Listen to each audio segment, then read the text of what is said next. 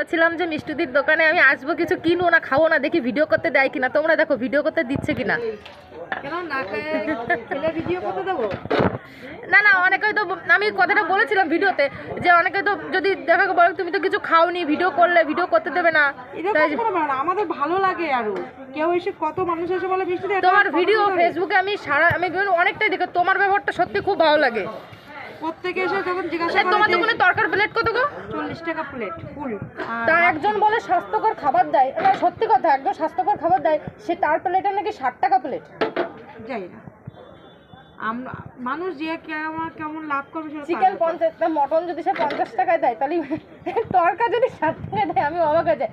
তার হোটেলে নাকি যে মানুষ রাত্রে থাকে, আমার ভাসুর, আমি ফ্যামিলি সবাই, আমার শাশুড়িটা শুনে ভিডিও দেখে দিই, আমার শাশুড়ি বলে কি ও তরকা রুটি খাইতে গিয়ে আমি হোটেলে থাকবো গিয়ে বর্ধমানে।